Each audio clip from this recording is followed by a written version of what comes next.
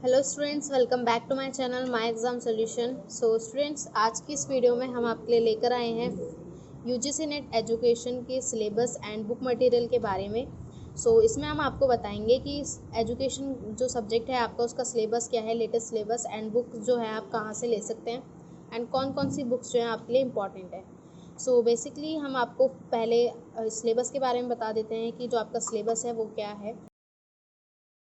जैसा कि आप अपनी स्क्रीन पे देख ही सकते हैं, जो आपका एजुकेशन का सिलेबस है उसकी पीडीएफ हम यहाँ पे लेकर आए हैं। आपका सिलेबस यूनिट्स में डिवाइड कर दिया गया है, जिससे कि आपको इजी हो जाए अपनी प्रिपरेशन करने के लिए। एंड जो मेन टॉपिक्स हैं वो आपके यहाँ पे दे रखे हैं। यूनिट फर्स्ट में आता है आपका एजुकेशनल स्टडीज़।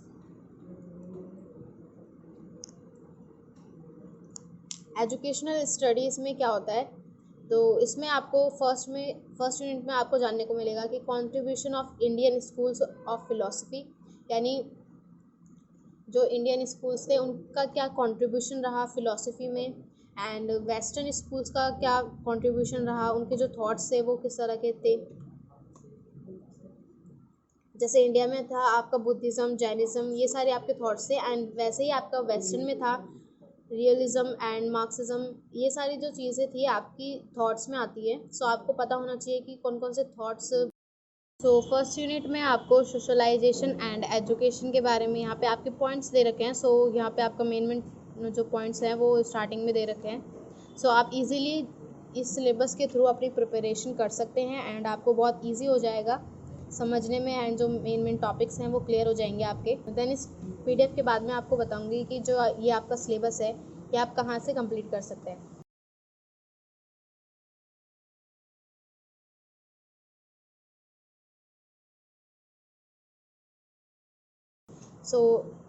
यूनिट 2 में आता है आपका history, politics and economics of education. यहाँ पे भी आपके यूनिट 2 में पॉइंट्स दे रखे हैं। जैसे आपका पॉइंट है कमिटीज़ एंड कमीशन। आपको कमिटीज़ एंड कमीशन की हिस्ट्री पता होनी चाहिए। देन उसके बाद पॉलिटिक्स क्या थी इसकी, एंड इकोनॉमिक्स ऑफ एजुकेशन किस तरह से रही। एंड देन सेकंड पॉइंट है आपका relationship between policies and education. आपको इन दोनों के बीच में लिंकेज बतानी है। एंड उसके बाद आता है आपका concept of economics of education. Then आपका पॉइंट है relationship between politics and education. इसमें आपको इसके पर्सपेक्टिव्स बताने होते हैं एंड आपको अप्रोचेस समझ में आने चाहिए। देन उसके बाद आपका कंसेप्ट जो है इसके बारे में क्लियर होना चाहिए। इसी के साथ आपकी जो यूनिट थर्ड है वो आती है। यूनिट थर्ड में आता है आपका लर्नर एंड लर्निंग प्रोसेस। यहाँ पे आपको नेम से ही पता चल रहा होगा लर्निंग प्रोसेस है। ऑब्वियस है कि डेवलपमेंट होगी। यहाँ पे ग्रोथ एंड डेवलपमेंट का आपका पॉइंट आता है। देन उसके बाद उसके प्रिंसिपल्स के बारे में आपको जानने को मिलेगा। प्रोसेसेस किस तरह से होते हैं, लेवल्स अप कैसे किए जाते हैं, principle and theories of learning क्या होती है। देन गाइडेंस एंड काउंसलिंग किस तरह से की जाती है एक लर्नर की। एंड नेचर किस तरह का होता है, प्रिंसिपल एंड नीड्स किस तरह की होती हैं। इसी के साथ आता है आपका यूनिट 4 में टीचर एजुकेशन, यानी जो टीचर होता है एजुकेशन का वो किस तरह से होता है। जैसे आपको पहले तो उसकी मीनिंग पता होनी चाहिए। देन उसके बाद nature, scope of teacher education. पहले आपको मीनिंग पता होनी चाहिए। देन उसके बाद nature and scope of teacher education के बारे में आपको पता होना चाहिए। देन उसके बाद आता है आपका understanding knowledge base of teacher education. And उसके बाद आपको नीड पता होनी चाहिए कि टीचर एजुकेशन में आपको कौन कौन सी नीड आती हैं एंड पर्पसेस कौन कौन से होते हैं, सर्विसेज किस तरह की दी जाती हैं, एंड प्रोफेशन एंड प्रोफेशनलिज्म क्या होता है। इसी के साथ आपकी यूनिट 5 आती है। यूनिट 5 में आता है आपका करिकुलम स्टडीज़। करिकुलम स्टडीज़ क्या होती है, आपकी एक करिकुलम दिया जाता है, उसी के बेसिस पे आपकी जो स्टडीज़ है वो की जाती है। उसमें आपको कंसेप्ट एंड उसके प्रिंसिपल्स जो होते हैं करिकुलम के वो पता होने चाहिए। एंड आपको यहाँ पे जानने को मिलेगा मॉडल्स ऑफ करिकुलम डिज़ाइन किस तरह से होते हैं। ठीक है, तो यहाँ पे मॉडल्स में आपको कई तरह के मॉडल्स दिखाए जाएंगे। जैसे डिसिप्लिन बेस्ड मॉडल होता है, एंड आपका इंटरेस्ट मॉडल होता है, नीड मॉडल होता है। इसी के साथ आपका इंस्ट्रक्शन सिस्टम के बारे में आप जानेंगे। मीडिया क्या होती है, इंस्ट्रक्शनल टेक्निक्स क्या होती हैं, and meaning and type curriculum change क्या होता है। देन आपका यूनिट 6 में रिसर्च इन एजुकेशन। रिसर्च किस तरह से की जाती है, यानी पहले आपको पता होना चाहिए कि एजुकेशन में हम किस तरह की रिसर्च कर सकते हैं, एंड स्कोप क्या होते हैं रिसर्च करने के।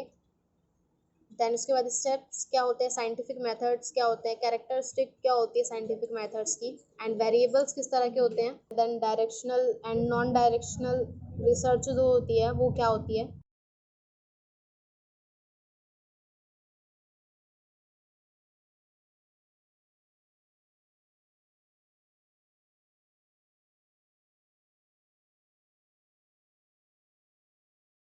देन उसके बाद आता है आपका क्वालिटेटिव रिसर्च। सो क्वालिटेटिव रिसर्च में आता है आपका कि किस तरह से जो ग्राउंडेड थ्योरी डिज़ाइन होते हैं वो बनाए जाते हैं। देन उसके कैरेक्टरिस्टिक्स किस तरह के होते हैं, देन फीचर्स आपको पता होने चाहिए। सो स्टूडेंट्स, यहाँ पे आपका यूनिट 7 में आता है पैडागॉगी, एंड्रोगॉगी एंड असेसमेंट के बारे में। सो यहाँ पे आप जानेंगे पैडागॉगी होती क्या है एंड पैडागॉजिकल एनालिसिस क्या होते हैं एंड उसके कंसेप्ट स्टेजेस क्या होते हैं एंड क्रिटिकल मीनिंग जो आपको पता होना चाहिए। पहले तो आपको बेसिक ही क्लियर होना चाहिए क्योंकि यूजीसी नेट में आपके बेसिक ही आते हैं। अगर आपको बेसिक क्लियर नहीं होगा तो फिर अदर राइटर्स की बुक्स एंड जो अदर राइटर्स के जो थॉट्स हैं अगर आप वो पढ़ेंगे तो आपको वो कैसे समझ आएंगे। सो यहाँ पे आपका assessment in andragogy of education, इसी के साथ आपका assessment of pedagogy of education. So यहाँ पे अलग अलग डिफरेंसेस आपको क्रिएट करने को आएंगे। सो देन आपका आता है यहाँ पे यूनिट 8। सो यूनिट 8 में आता है आपका टेक्नोलॉजी इन और फॉर एजुकेशन। सो एजुकेशन में किस तरह की टेक्नोलॉजी यूज़ की जाती है एंड कौन कौन सी टेक्नोलॉजी एजुकेशन के कंसेप्ट में आती है। सो पहले तो आपको टेक्नोलॉजी का कंसेप्ट क्लियर होना चाहिए कि टेक्नोलॉजी होती क्या है। देन उसके बाद आपको एजुकेशन में हम कौन कौन सी टेक्नोलॉजी यूज़ करते हैं, जैसे आईसीटी हो गया। देन उसके बाद आपको इंस्ट्रक्शनल टेक्नोलॉजी यूज़ करते हैं हम। बहुत सारी ऐसी टेक्नोलॉजीज़ हैं जो हमारे आसपास रहती है पर हम उनका यूज़ नहीं करते। जैसे यहाँ पे आपको system approaches to instructional design. So यहाँ पे बहुत सारी अलग अलग टेक्निक्स के बारे में आपको दे रखा है, जैसे application of computers in education. So यहाँ पे है CAI, CAL, CBT, CML, ये जो सारे बहुत बेसिक कंसेप्ट हैं आपके। Concept of e learning.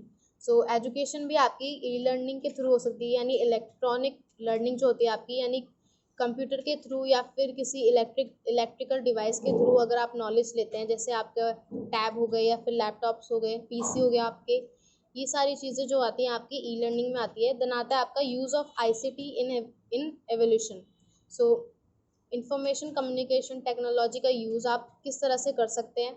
Then उसके बाद आता है आपका यूनिट 9, जिसमें आपको educational management, administration and leadership के बारे में जानने को मिलेगा। पहले तो आपको एजुकेशनल मैनेजमेंट एंड एडमिनिस्ट्रेशन की मीनिंग पता होनी चाहिए। देन उसके प्रिंसिपल पता होनी चाहिए। देन वो क्या फंक्शंस करते हैं, यानी वो क्या काम करते हैं एंड इम्पोर्टेंस, मतलब वो क्या इम्पोर्टेंस रखते हैं हमारी लाइफ में या फिर एजुकेशन सिस्टम में वो क्या इम्पोर्टेंस रखते हैं। यहाँ पे बहुत सारे एडमिनिस्ट्रेशन हैं जो कि बहुत हेल्प करते हैं एजुकेशन सिस्टम को डेवलप करने में, उनकी ग्रोथ करने में। And leadership in education, educational administration. यहाँ पे आपको लीडरशिप के बारे में दिखा रखा है कि एजुकेशनल सिस्टम में कौन सी ऐसी लीडरशिप जो निभाई जाती है लोगों के थ्रू, वो कौन कौन सी है। देन उसके बाद आपको concept of quality in education. सबसे मेन टॉपिक आता है आपका क्वालिटी इन एजुकेशन। मतलब एजुकेशन आपको मिल रही है लेकिन एजुकेशन के अंदर आपको क्वालिटी नहीं मिल रही। आपको यहाँ पे आता है इंडियन एंड इंटरनेशनल पर्सपेक्टिव, यानी इंडिया का क्या पर्सपेक्टिव है एंड इंटरनेशनल तरीके से एजुकेशन के ऊपर क्या पर्सपेक्टिव है लोगों का। देन उसके बाद इंस्पेक्शन आता है, क्वालिटी कंट्रोल आता है एंड क्वालिटी एश्योरेंस आता है। देन उसके बाद टोटल क्वालिटी मैनेजमेंट आता है आपका। देन आप यूनिट 10 यानी जो आपकी लास्ट यूनिट है उसमें देखेंगे इंक्लूसिव एजुकेशन क्या होता है। इंक्लूसिव एजुकेशन में आपको इसके जो मीनिंग है वो आपको पता होनी चाहिए। देन कौन कौन से ऐसे इंक्लूसिव या फिर जो आप कह सकते हैं एक तरह से एक्ट या फिलॉसफी लोगों ने दी है, वो कब और कैसे दी है, वो सारी चीज़ें आपको पता होनी चाहिए। जैसे यहाँ पे आपने देखा होगा program of action. Program of action आपका 1992 में दिया गया है and person with disabilities act 1995 में। ये जो सारे आपके इंक्लूसिव एजुकेशन के टॉपिक्स हैं वो यहाँ पे दे रखे हैं। देन उसके बाद आता है आपका concept of impairment and concept of planning and management of inclusive classrooms. Then उसके बाद आता है आपका लास्ट जो मेन है हमारे यूनिट 10 में, वो बैरियर्स। बैरियर्स कौन कौन से आते हैं आपके इंक्लूसिव एजुकेशन में। ये सारी चीज़ें आपको यहाँ पे दे रखी है। सिलेबस जो है आपका यहाँ पे कंप्लीट हो जाता है। मेन जो टॉपिक्स दिए गए हैं आपको, इस सिलेबस में हमने आपको सारा जो सिलेबस है वो हमने आपको दिखा दिया है। सो अब मैंने वीडियो के बीच में आपको बताया था कि आप ये सारी चीज़ें कहाँ से कवर कर सकते हैं। सो अब हम आपको बताते हैं कि ये जो जितना भी सिलेबस है आपका किन बुक्स के थ्रू और कहाँ से कवर हो सकता है। जैसा कि आप अपनी स्क्रीन पे देख ही सकते हैं, हम आपके लिए कुछ बुक्स सेलेक्ट करके लेकर आए हैं जो कि आपकी बहुत इंपॉर्टेंट है आपके पेपर 2 के लिए। अगर आप इन बुक्स को पढ़ते हैं या फिर अगर आपके पास ऑलरेडी ये बुक्स है तो आपके लिए बहुत बेनिफिशियल होगा, बिकॉज इसमें कुछ आपके लिए प्रीवियस ईयर क्वेश्चन पेपर भी हैं एंड कुछ आपकी गाइड्स भी हैं। इन बुक्स के थ्रू आपका जितना भी सिलेबस हमने दिखाया है वो सारा कवर हो जाएगा। अगर आप ये बुक्स बाय करना चाहते हैं तो आप हमारी वेबसाइट पे जाके इन बुक्स को बाय कर सकते हैं। वेबसाइट का लिंक मैं आपको डिस्क्रिप्शन बॉक्स में प्रोवाइड करवा दूंगी, वहाँ पर आपको ये सभी बुक्स जो हैं वो मिल जाएंगी। एंड अगर आपको हमारी वीडियो से कुछ नॉलेज मिली हो हमारी वीडियो को लाइक ज़रूर करिएगा। एंड अगर आपको यूजीसी नेट से रिलेटेड कुछ भी क्वेरी है आपके माइंड में या फिर कोई भी डाउट है तो आप हमें इस व्हाट्सएप नंबर पर कॉन्टैक्ट करके वो डाउट क्लियर कर सकते हैं। And thank you for watching our video guys.